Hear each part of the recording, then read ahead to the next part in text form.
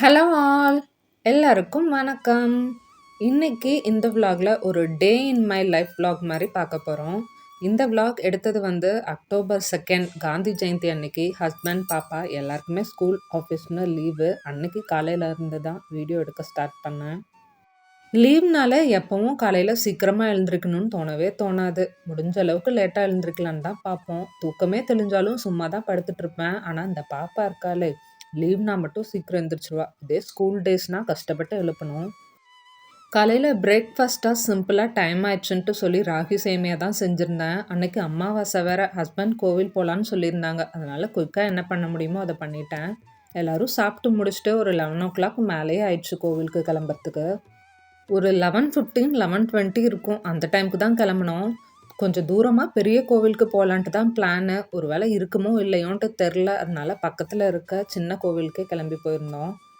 இந்த கோவில் எப்பவுமே ஓப்பனா இருக்கும். குட்டியா தான் இருக்கும். பின்னாடி பெருசா கோவில் கட்டிட்டு இருக்காங்க. ரொம்ப வருஷமா கட்டுற மாரி இருக்கு. இன்னும் முடிச்ச பாட்ட தான் காணோம். பீஸ்ஃபுல்லா சாமி கும்பிட்டுட்டு இன்னைக்கு அன்னதானம் மாரி, அதாவது கோவிலெல்லாம் இல்ல. வெளியில சாப்பாடு இல்லாம சாப்பாட்டுக்கு கஷ்டப்படுறவங்க, அந்த மாரி இருக்கவங்களுக்கு கொஞ்சமா நம்மளால முடிஞ்ச அளவுக்கு சாப்பாடு செஞ்சு குடுக்கலான்ட்டு அதுக்கு தேவையான பொருள்லாம் வாங்கிட்டு வந்திருந்தோம்.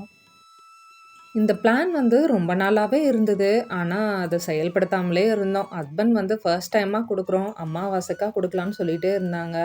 சரி, நானும் ஒரு ஆளா கண்டிப்பா பண்ண முடியாது. லீவ் டேஸ்ல பண்ணிக்கலான்ட்டு விட்டது தான். சண்டே ஒரு நாள் தான் லீவ் வருதுன்ட்டு அப்போ விட்டாச்சு. சரி, வீக் டேஸ்லயே லீவ் வந்திருக்கு. ஹஸ்பண்டும் வீட்ல இருந்தா கொஞ்சம் ஹெல்ப் பண்ணுவாங்க. கொண்டு போய் குடுத்துட்டு வரதுக்கும் எப்படியும் இங்கெல்லாம் தேடி பிடிச்சு தான் குடுக்கணும். அதனால லேட் ஆயிரும். அதனால இன்னைக்கே செய்ய ஆரம்பிச்சுட்டோம். ஃபர்ஸ்ட் டைம் செய்றதுனால என்ன பண்றதுன்னே தெரியாம இருந்தது. நான் வந்து தக்காளி சாப்பாடு செஞ்சிரலான்ட்டு பிளான் பண்ணிட்டேன். குக்கர்லயே அப்படியே வச்சுட்டா ஒன் பாட் ரைஸ் மாரி முடிச்சுக்கலாம். தயிர் பச்சடி மட்டும் ரெடி பண்ணிக்கலாம். சிம்பிளா வேலை முடிஞ்சிரும்ன்ட்டு. காலையில எழுந்ததும் லேட்டு. சாப்பிட்டு கோவிலுக்கு போயிட்டு எல்லா திங்ஸும் வாங்கிட்டு வரதுக்கு ஒரு 12:30 பக்கமாவே ஆயிடுச்சு. வர வழியில ஹஸ்பண்ட் வேற கன்ஃப்யூஸ் பண்ணிட்டாங்க. பேசாம தயிர் மட்டும் வாங்கிட்டு தாளிச்சு தயிர் சாப்பாடு மாரி குடுத்துக்கலாம், ஊறுகாய் வச்சு. கூடவே கொஞ்சமா வேணா லெமன் சாப்பாடு செஞ்சுக்கலான்ட்டு லெமன் தான் நெறைய வாங்கிட்டு வந்திருந்தோம். சரி, ஓகே, தயிர் சாப்பாடும், லெமன் சாப்பாடும் செஞ்சிரலான்ட்டு ஃபர்ஸ்ட்டு ரைஸ்லாம் ஊற போட்டு குக்கர்லலாம் வச்சுட்டேன். அதுக்கப்புறம் ஏதோ திடீர்னு தோணுச்சு தக்காளி சாப்பாடே செஞ்சிரலான்ட்டு. கடகடன்னு செய்ய ஆரம்பிச்சுட்டோம். ஹஸ்பண்ட் ஒரு பக்கம் ஆனியன்லாம் கட் பண்ணிட்டுருந்தாங்க. நான் இந்த பக்கம் தக்காளிலாம் கட் பண்ணி போட்டா வதங்கறதுக்கு லேட் ஆகும்ன்ட்டு, கூடவே இஞ்சி பூண்டு பேஸ்ட் கம்மியா தான் இருந்தது. அதையும் அப்படியே தக்காளி கூட அரைச்சு ரெடியா எடுத்து வச்சுட்டு தாளிச்சு செய்ய ஆரம்பிச்சுட்டேன். ஃபர்ஸ்ட் டைம் இத்தன பேருக்கு சமைக்கிறனால ஒரே பதட்டமா தான் செஞ்சுட்டுருந்தேன். குக்கர் வேற கொஞ்சம் பெரிய குக்கர். மேலருந்து எடுத்து செஞ்சிருந்தேன். யூஸ் பண்ணி வருஷக்கணக்காவே இருக்கும். அதுல வேற விசில் வராம சொதப்பிக்கிட்டே இருந்தது. விசில் வரவே இல்ல. ஏதோ சத்தம் மட்டுமே கேட்டுக்கிட்டே இருந்தது. சரி, இருந்தாலும் அப்படியே தம்ல வெந்துரும்ன்னு சொல்லி அப்படியே விட்டுட்டேன். அந்த பக்கம் தக்காளிலாம் வதக்கிட்டு, விசில் அடங்குனதுக்கு அப்புறமா ஓப்பன் பண்ணி பார்த்தேன். நல்ல வேளை சாப்பாடு நல்லாவே வெந்திருந்தது. குக்கர் நல்லா பெருசா தான் இருந்தது. அதிலேயே கூட தக்காளி தொக்க போட்டு மிஸ் பண்ணிக்கலாம். இருந்தாலுமே குக்கர்ல அப்படியே ரொம்ப நேரம் வச்சுட்டு இருந்தா குழஞ்சிருமோ என்னமோன்ட்டு வேற பாத்திரத்துல மாத்தி வச்சுக்கிட்டேன். நெறைய குவான்டிட்டி செய்றனால எண்ணெய் கொஞ்சம் அதிகமா சேர்த்து தான் தக்காளி தொக்கு ரெடி பண்ணிட்டுருந்தேன். ஹை ஃப்ளேம்ல தான் வச்சு பண்ணியிருந்தேன், அடி பிடிக்காதுன்னு சொல்லி. அதனால ஒரு 1/2 அன் ஹவர்க்குள்ளவே ரெடி ஆயிடுச்சு. நான் இதெல்லாம் ரெடி பண்ணிட்டுருக்க கேப்ல ஆனியன்லாம் கட் பண்ணி வச்சுட்டு, ஹஸ்பண்ட் வந்து வாழை இலை மடிக்கிறதுக்கு ஈஸியா இருக்க மாரி நெருப்புல காமிச்சு ரெடி பண்ணிட்டுருந்தாங்க.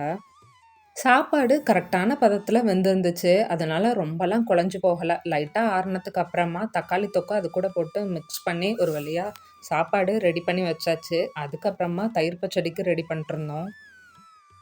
இந்த மாரி சாப்பாடுலாம் ஈஸியா பேக் பண்ணி தரதுக்கு நெறைய plastic containers use and throw மாரிலாம் கெடைக்குது. ஃபர்ஸ்ட் அத தான் வாங்கி பேக் பண்ணி குடுக்கலான்ட்டு பார்த்தோம். ஆனா ஹஸ்பண்ட் தான் ஃபர்ஸ்ட் டைம் குடுக்குறோம், பிளாஸ்டிக் அவாய்ட் பண்ணிக்கலான்ட்டு வாழை இல வாங்கி இந்த மாரி ரெடி பண்ணி குடுத்துக்கலான்னு சொன்னாங்க. ஏதோ எக்ஸ்பீரியன்ஸ்லாம் இருக்க மாரி அழகா பொட்டலம் மடிச்சு சீக்கிரமாவே ரெடி பண்ணிட்டாங்க. நான் கூட லேட் ஆயிருமோ என்னமோன்ட்டு நெனச்சேன். பரவால்ல, ஒரு 10 மினிட்ஸ்க்குள்ளேயே எல்லாம் பேக் பண்ணி முடிச்சுட்டாங்க. எல்லாம் பேக் பண்ணி முடிச்சுட்டு நாங்க 3 பேருமே தான் வெளியில போய் குடுத்துட்டு வரலான்ட்டு கிளம்பி போயிருந்தோம். வந்து சாப்பிட்டுக்கலான்ட்டு. நான் நெனச்சிருந்தேன் அதிகமா யாரும் கிடைக்க மாட்டாங்க, ரொம்ப தேடணுன்ட்டு. அதே மாரி தான் ஆச்சு.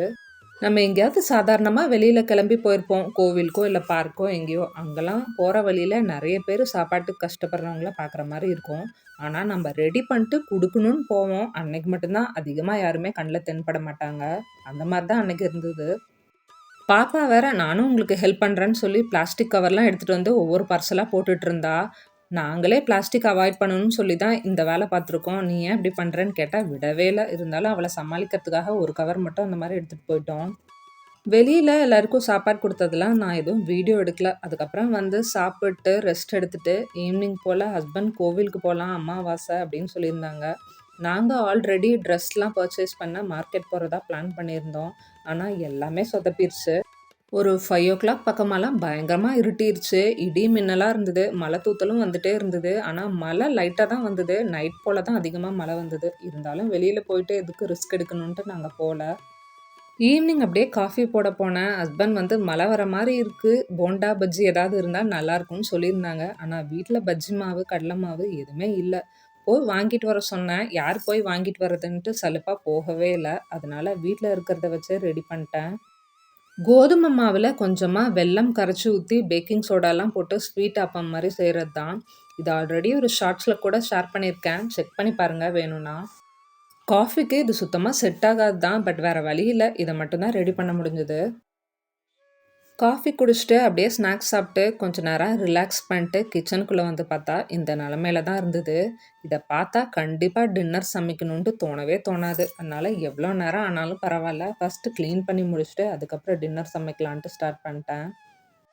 சிங்க் ஃபுல்லாயி இன்னும் 2 சிங்க் ஃபுல் ஆகுற அளவுக்கு பாத்திரம் நிரம்பி இருந்தது. மதியம் சமைக்கிறப்ப எல்லாம் பெரிய பெரிய பாத்திரமா யூஸ் பண்ணியாச்சு. அதனால கொஞ்சம் நெறையவே பாத்திரம் சேர்ந்துருச்சு. ஒரு 1/2 அன் ஹவர்க்கு மேலேயே ஆயிடுச்சு. பாத்திரம்லாம் வாஷ் பண்ணிட்டு கேஸையும் கிளீன் பண்ணி முடிக்க. கேஸ் ஸ்டவ் வந்து டீப்பாலாம் பண்ணல. இப்போதைக்கு சும்மா பண்றதுக்காக தான். எப்படியும் டின்னர் சமைச்சா இன்னும் அழுக்காக தான் செய்யும். நாளைக்கு டீப் கிளீன் பண்ணிக்கலான்ட்டு லைட்டா மட்டும் கிளீன் பண்ணிட்டேன்.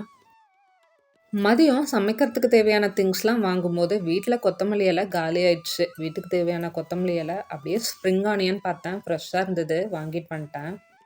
ஸ்ப்ரிங் ஆனியன் கூட முட்டை சேர்த்து பொரியல் மாரி செஞ்சா நல்லாருக்குன்ட்டு தான் பார்த்தோன்னே வாங்கிட்டு வந்துட்டேன்.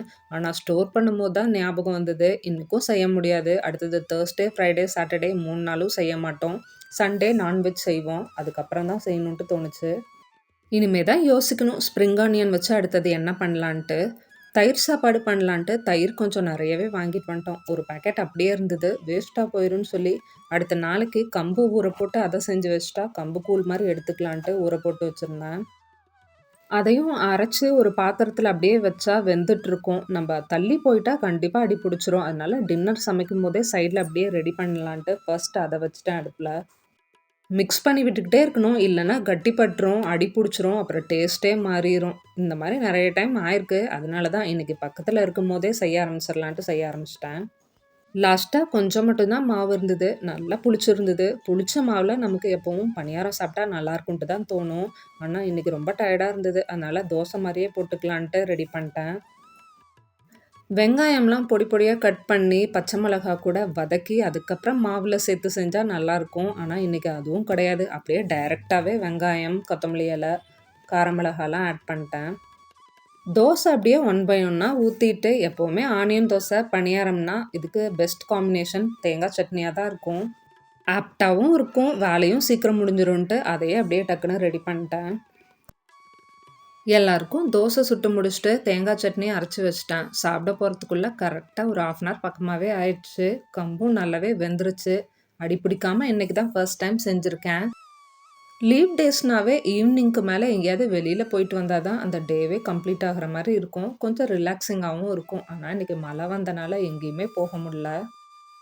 பரவால்ல. இருந்தாலும் 2, 3 டேஸ் தான. திரும்பவும் வீக்கெண்ட் வந்துரும். அதுக்கப்புறம் எங்கேயாவது வெளியில போய்க்கலான்ட்டு மனச தேத்திக்கிட்டு, நல்லபடியா சாப்பிட்டு, கொஞ்ச நேரம் டிவி பார்த்துட்டு, அப்படியே தூங்க போயாச்சு. ஒவ்வொரு நாள் ஒவ்வொரு மாரி போகும். இந்த டே எனக்கு இப்படிதான் போச்சு. இந்த மாரி விளாக் உங்களுக்கு புடிச்சிருந்தா, மறக்காம சேனல சப்ஸ்கிரைப் பண்ணிட்டு, ஒரு லைக் குடுத்துட்டு, சேனலுக்கு சப்போர்ட் பண்ணுங்க. இந்த மாரி விளாக் உங்களுக்கு புடிச்சிருந்தா, இன்னும் வேணுன்ட்டு சொல்லி கமெண்ட் பண்ணுங்க. இல்லைன்னா வேற எந்த மாரிலாம் போடலான்ட்டு அதையும் கமெண்ட் பண்ணுங்க. இந்த சேனல்ல லாங் வீடியோ மட்டும் இல்ல, டெய்லியுமே டே டு டே ரொட்டீன ஷார்ட்ஸா அப்லோட் பண்ணிட்டுருக்கேன். மறக்காம அதையும் போய் செக் பண்ணி பாருங்க. இந்த விளாக் இதோட முடியுது. நெக்ஸ்ட் இதே மாரி ஒரு இன்ட்ரஸ்டிங்கான விளாக்ல உங்க எல்லாரையும் மீட் பண்றேன். அதுவரைக்கும் பாய். Keep supporting.